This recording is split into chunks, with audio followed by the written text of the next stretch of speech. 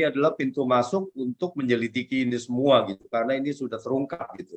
Tadi kalau yang dikatakan oleh Bung Abraham Samad itu ya baru pencegahan, tetapi kalau kita lihat sebetulnya sekarang ini data-data ini sudah ada gitu dan sudah bisa diselidiki. Pertama adalah gini, kalau kita bicara tambang, yaitu adalah ada dua kategori, satu adalah tambang dan satu lagi adalah tambang ilegal, ya, illegal mining. Nah, kalau kita lihat dari tambang legal itu sendiri, bukannya berarti semua hasil dari tambang itu adalah legal, bisa juga menghasilkan uang kotor. Nah, bagaimana itu? Ya, terutama dengan underreporting secara kuantiti, underreporting secara harga. Nah, apakah itu ada? Nah, saya akan jelaskan sedikit karena ada diskrepensi antara produksi keperluan domestik lalu kemudian ekspor dengan ekspor yang menurut data dari BPS dan juga harga. Menurut BPS, kalau kita bilang bahwa ekspornya berapa ton, lalu kemudian nilai ekspornya sekian, maka kita bisa dapat datanya adalah 76,81 US dollar per ton pada tahun 2021, pada tahun lalu. Nah, tapi kalau kita lihat kenaikan harga itu sangat sekali dan dia mencapai ratanya 6,81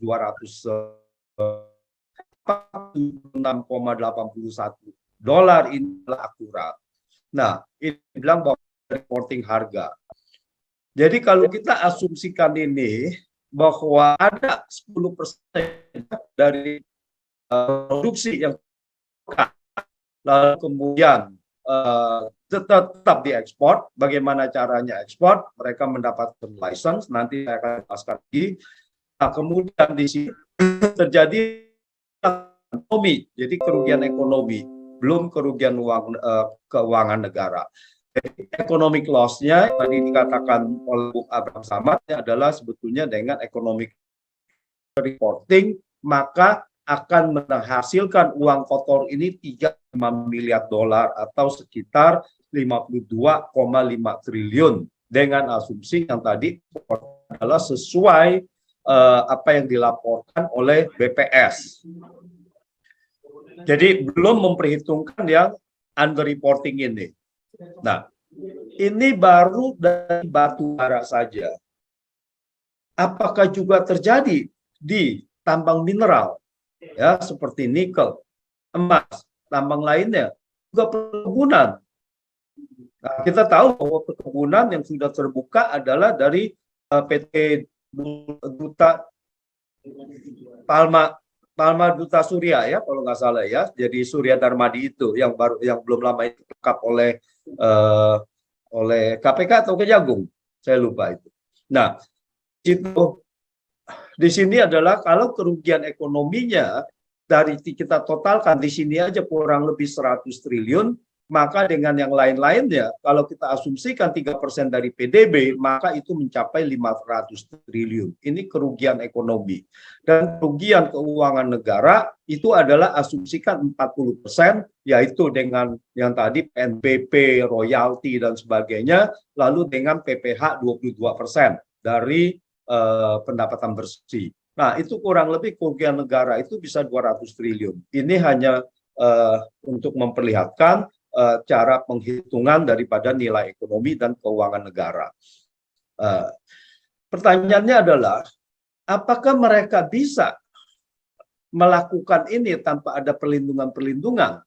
Jadi, kalau memang mereka melakukan yang tadi Bung Abraham Samad mengatakan bahwa ada tata kelola yang kurang pas, yang kurang baik, lalu kita minta mereka, kita bekerja sama dengan Polri, dengan yang lain-lainnya untuk melakukan kelola yang baik. Tetapi kita tahu, kalau di tambang sini, ini adalah tata kelola yang tidak baik, justru adalah di-backingi. Jadi apakah bisa bekerja sama dengan yang backing tadi, gitu kan? Nah, inilah bahwa apakah di sini Satgasus berperan untuk membackingi itu. Nah, Satgasus sudah tidak ada. Apakah turunan-turunannya itu masih berperan juga apa tidak? Nah, kemarin dengan adanya terbongkarnya dengan Ismail Bolong dan sebagainya, ini kelihatannya yang memang melindungi ini semua gitu. Nah, ini yang harus dibongkar. Kalau ini jangan sampai bahwa ini dilindungi lagi gitu, sudah terbongkar tapi ditutup lagi gitu. Nah, yang kedua adalah tambang ilegal itu sendiri. Nah, menurut salah satu tadi ada 2.700 tambang ilegal di Indonesia. Bayangkan, 2.700 tambang ilegal. Dan data ini dari Kementerian SDM kalau kita baca di sininya, yaitu CNN ya beritanya. Dan 2.600 tambang mineral dan 100 tambang batu bara. Memang banyak sekali tambang-tambang yang ilegal adalah tambang-tambang yang kecil, ya, tambang rakyat atau tambang apapun lah namanya. Tetapi pertanyaannya adalah bagaimana mereka menjualnya? Siapa yang menampung gitu? Apakah itu masuk juga ke tambang yang konsesinya legal? Dia yang menampung, dia yang mencuci gitu. Perkebunan sawit. Jadi kita ada refinery, ya, lalu kemudian refinery-nya membeli juga ada sawit dari rakyat, dari perkebunan rakyat. Siapa yang bisa menjamin itu perkebunan rakyat? Apakah perkebunannya sendiri yang ilegal? Kan bisa saja gitu. Nah, inilah bahwa banyak sekali di sini yang sulit terdeteksi karena memang adanya kebanyakan di remote area. Nah, apakah mereka langsung jual ke konsumen? Nggak mungkin. Mereka itu tambang batu bara, yang lain-lainnya itu langsung ke konsumen. Sulit sekali dan itu sangat kecil sekali, sangat sedikit sekali hasilnya. Nah, yang kita fokus adalah tambang-tambang ini yang sangat besar sekali. Nah, melalui tambang legal, bisa saja mereka menjual melalui tambang legal. Nah, ini yang ditengarai oleh yang namanya ada satu institusi global namanya FATF, yaitu Financial Action untuk Task Force gitu ya. Dia dia itu aktivitasnya adalah untuk memonitoring global money laundering and terrorist financing watchdog. Nah, mereka mengatakan kejahatan lingkungan itu menghasilkan 110 sampai 280 miliar US dollar. Ya, kalau 1.500, kalau 300 yaitu 4.500 triliun. Nah, ini kejahatan globalnya. Nah, itu banyak reportnya sendiri.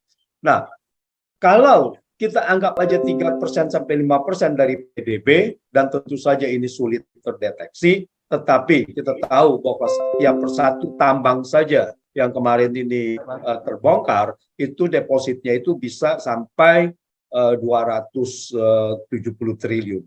Jadi ini sangat luar biasa besarnya, dan ini adalah kejahatan terhadap rakyat daerah yang harusnya adalah milik rakyat daerah, tetapi dirampas hanya oleh segelintir orang dan difasilitasi oleh kekuasaan oleh yang berkuasa, bahkan penegak hukum.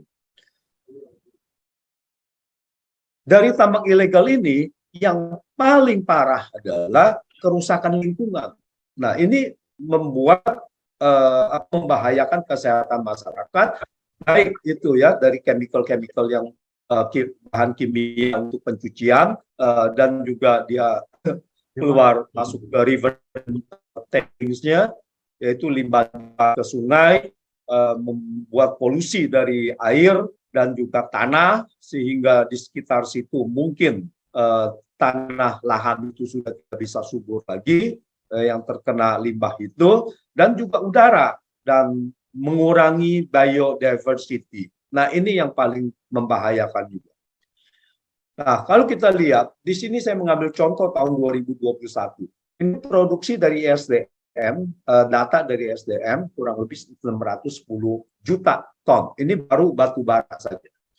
Nah, keperluan domestik yaitu 133 juta ton. Artinya, tersedia untuk ekspor atau di dalam persediaan ada 477 juta ton. tetapi realisasi ekspor dari BPS hanya 345 juta ton. Sehingga ada selisih 131 juta ton. Itu kemana? Apakah meningkatkan persediaan atau memang ada ekspor yang tidak dilaporkan, penjualan yang tidak dilaporkan. Nah, kalau harga realisasinya adalah 76,81 dolar, ya menurut realisasi BPS, maka selisih dalam US dollar ini adalah 10 miliar US dollar atau kerugian ekonomi potensi 151 triliun. Kalau kerugian negaranya kita asumsikan 40%, maka tahun lalu adalah hanya dari batu bara saja 60 triliun. Tentu saja ini adalah asumsi perhitungan dan kita tidak tahu semana detailnya, kecuali bahwa ini bisa terbongkar dengan penyelidikan yang sudah kotak Pandoranya terbuka, yaitu Satgasus itu. Nah, kalau kita lihat under invoicing, kalau ada 345 juta 345 juta ton dengan nilai 26,5 miliar menurut BPS, ini adalah data statistik, data historis yang sudah bisa dikonfirmasi dari data BPS.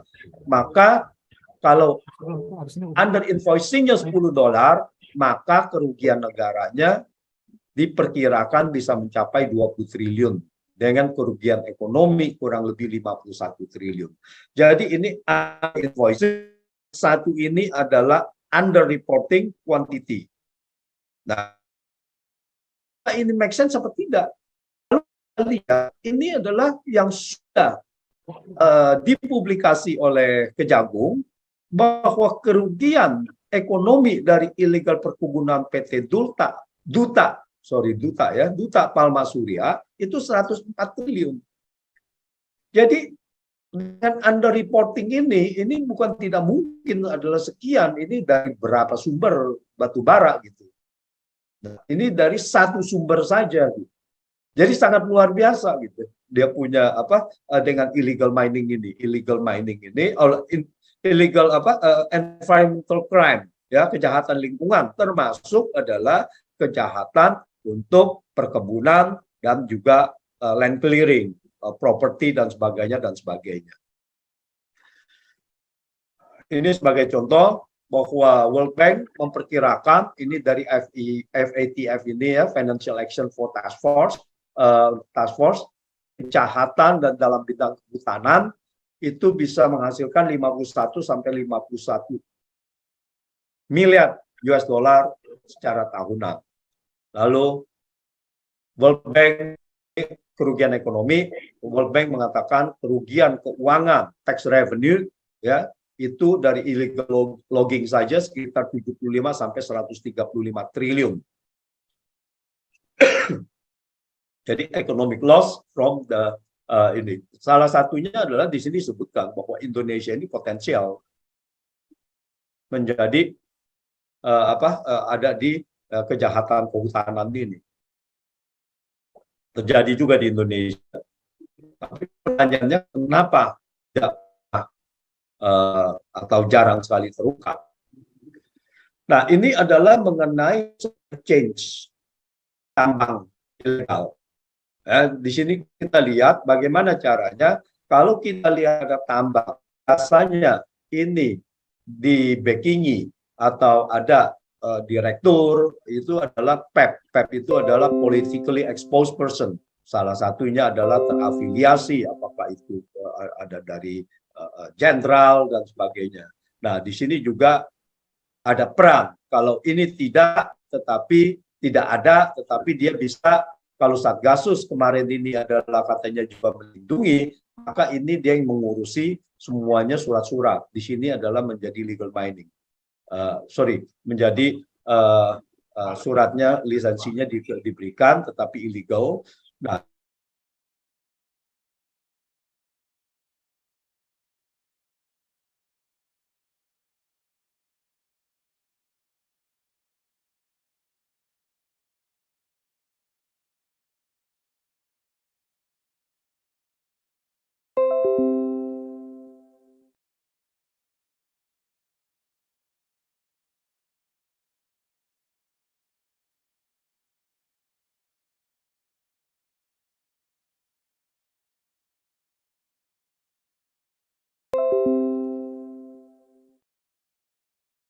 dan Recording di in sini progress. terjadilah uang-uang kotor itu didistribusikan. Eh, yang terakhir adalah mengenai apa itu peran Satgasus. Apakah peran Satgasus itu ada juga di pertambangan? Yang jelas adalah bahwa di sini kita tahu di judi, judi bola, judi online, judi ini semuanya ada narkoba, ada di prostitusi, ada di human trafficking. Ini berapa nilainya? Ya, berapa yang masuk kepada Satgasus? Lalu kemudian uang ilegal itu pasti harus melalui pencucian uang, tidak bisa tidak melalui pencucian uang. Nah, di sini adalah masuk biasanya ke perusahaan investasi. Ke perusahaan investasi dia seolah-olah ke startups atau ke perusahaan publik, atau juga mereka biasanya ke properti, dan juga mereka investasi lagi ke pertambangan. Dan kita tahu ada beberapa personalia yang disebut di dalam dokumen yang beredar Satgasus ternyata juga memiliki sebagai owner dari pertambangan juga. Dan mereka juga kalau di luar negeri, di Italia, itu mereka uangnya disalurkan kepada klub olahraga. Dan di sini juga kita tahu ada satu klub olahraga mendapatkan dana dari satu private equity, dari perusahaan investasi, ya, dari fund manager atau apapun itu. Nah, ini adalah alur dari dia punya pencucian uang. Nah, untuk itu ini harus wajib diusut untuk dari mana sumber uangnya dia dapat. Ini adalah sumber uangnya, sehingga ini bisa diberantas, dan bagaimana mereka mencuci uangnya, dan di sini siapa-siapa yang terlibat, dan siapa yang menerima uang itu.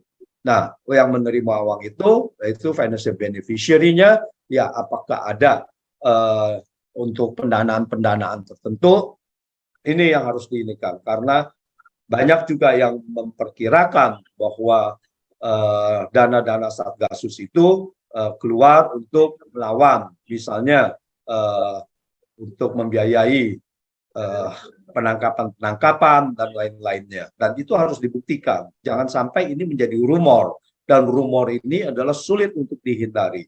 Apalagi kalau rumor ini karena berkenaan dengan Satgasus adalah secara resmi dibentuk oleh negara, maka jangan sampai juga di sini menjadi state crime. Yaitu state crime yang berfungsinya adalah mengakumulasi dana-dana kriminal dan mengkriminalisasi untuk melakukan operasi-operasi untuk memperkuat atau untuk mempertahankan tirani daripada kekuasaan ini. Nah, jadi ini harus dituntaskan. Siapa saja, semua yang terlibat di dalam aktivitas kriminal Satgasus ini, sampai pimpinan tertinggi, ya harus diselidiki sampai sejauh mana keterlibatannya agar Republik ini bersih dari state crime ini. Nah, termasuk juga mantan pimpinan tertinggi dan pelaksana eksekutornya yang kemarin masih menerima uang lah ya dari Ismail Bolong katanya dan sebagainya gitu. Nah, perlu diingat bahwa penanggung jawab dari Satgasus menurut hierarki itu harus diselidiki apakah mereka tahu atau tidak, dan kalau mereka tahu dan mereka juga wajib untuk diselidiki. Ini pertambangan mineral ini adalah sudah jauh menyalahi yang ada di Undang-Undang Dasar. Ini adalah sudah merampas kedaulatan daerah, di mana daerah sudah tidak lagi berdaulat atas kekayaan alamnya sendiri. Semua diputuskan, semua dari pusat, dan dibagi-bagi ke segelintir orang dengan jumlah yang sangat besar sekali. Ekspor batu bara saja dari 2004, jadi 2005 ya, sampai dengan 2019 itu 236 miliar dolar. Itu kita belum tahu apakah itu belum termasuk kalau yang ada underreporting, apakah quantity atau invoice. 236 miliar US dollar itu kurang lebih setara dengan 3.000-an triliun. Nah, di daerah ini hanya mendapatkan bencana alam saja, kerusakan lingkungan yang tadi dikatakan oleh Bu Walhi, yaitu terjadi beberapa